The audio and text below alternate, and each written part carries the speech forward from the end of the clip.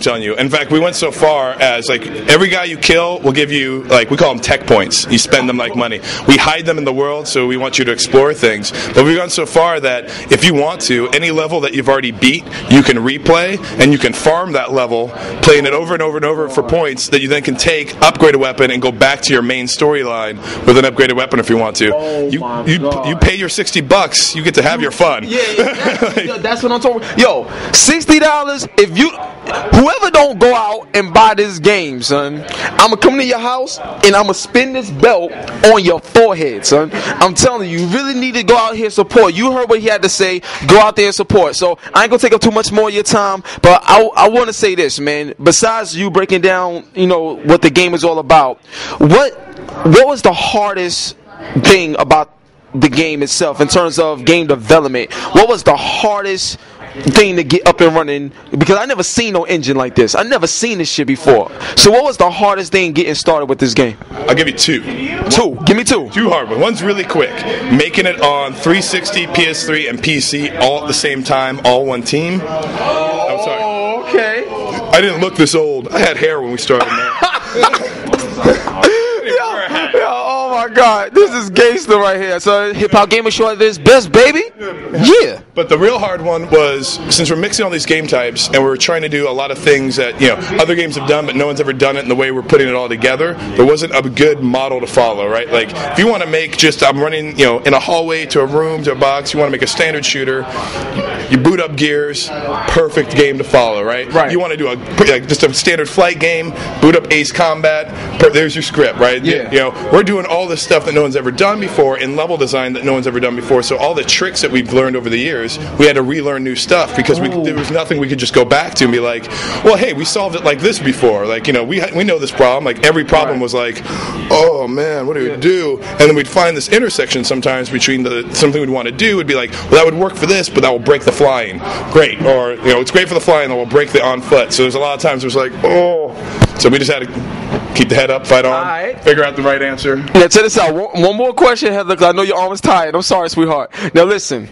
If you had one console, if you had to choose one console to put this game on, PS3 or 360, which one would it be and why? So this is not an official Capcom stance, and because Capcom supports all the consoles. I support everything too. I got everything. I support gaming, but if I was going to do one, I would do 360 because I like achievement points, man. You got your answer right there, man. Okay. All right. 43,000 gamer score. Damn. Yeah, he's way higher than me. Anyway, one love and God bless. Any shout outs you want to make, man? Seriously, like to be a big props out to the Airtight team. They worked hard the last 2.5 years. It's good to be seeing the game come to a close. I want a big shout out to the game players. Come check out Dark Void. Do me a favor though, when you look up Dark Void on the web, screenshots are great. Watch the video. You can't understand what this game is like unless you see it moving. Video, and you gonna see the video. You better see it. I'm gonna make sure you see it. All right. One love and God bless. HipHopGamersShow.com, and I'm out. Peace. Yeah, it's the hip hop RSS, baby, in effect. You feel me? And check this out. First things first, we gonna get it in. My man Jay-Z, right, came out and he was basically saying that, you know, ain't nobody scared of 50 Cent. He's not scared of 50 Cent, so don't get it twisted. Now, I forgot what the guy asked him that made him, you know, feel he needed to say that. But what's so crazy about it is that 50 Cent brought up some things that was real interesting. Now, Jay-Z made his image and who he is so comfortable that it may portray the wrong thing. So I'll give you an example, right? Now, the way Little Mama came up on stage with Jay-Z and Alicia Keys doing all this dumb shit, you really think she would have went up on stage with 50? Like, you know what I'm saying? That wouldn't happen. Why? Because people would have seen videos where a fan would come up on stage on 50 Cent concert and 50 Cent will throw their ass down, push them out. Like, how you gonna be in Africa with thousands of people? Somebody go up on stage, take your chain, you jump down, start wailing on cat. Like, it's crazy. This type of person where he don't care. You don't mess with me, I won't mess with you. That's the way he is. And if you mess with me, you cross the line, you're gonna get your ass whipped. Straight up.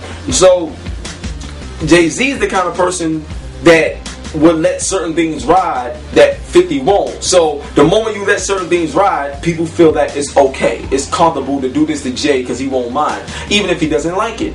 And that's the persona that he has. You understand? He's in the suits, he's in the business, everything, you know, getting his thing together. 50 Cent can do the suit thing too and everything, but at the end of the day, mess with me if you wanna, mess with him if you wanna, is on and popping. You see?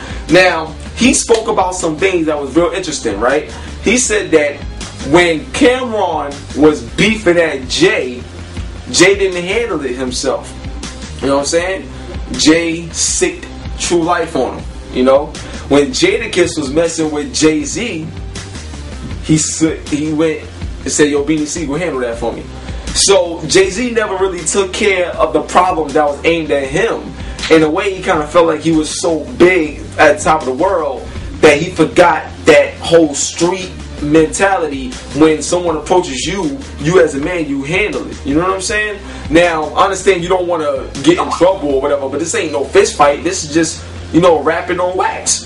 You see what I mean? Rapping on wax. So I felt that to be pretty interesting. Now, 50 when Jada started rapping with Ja Rule on the New York joint, 50 came out and said, yo, Jada, don't mess with me if you want to eat, because I do your little ass like Jay did Mobb D. You know what I'm saying? He just came at him. He don't care. He don't wait. He's going to get you. Right? And then if you look at the situation with Cameron was talking trash. 50 did funeral music. You didn't hear from Cameron for like 10 months. And then when Cameron dropped the album, nobody cared. You know what I'm saying? So look at how 50 handled his situations as opposed to how Jay-Z handled his situations. You see what I'm saying? So Jay-Z is a very smart guy. He's rich. He's doing his thing. But when it comes to hip-hop and rapping and battling and what it's all about, it seems that 50 is more in touch with what hip-hop is all about in terms of the competitive nature of it as opposed to Jay-Z. And that right there really, you know, solidified the whole situation. Now, knowing 50, he's probably going to do something. I'm telling you right now, just because this whole situation, 50 is probably going to use this as his advantage. He got an album coming out next month, November 23rd. 50 is probably going to use this little incident to his advantage.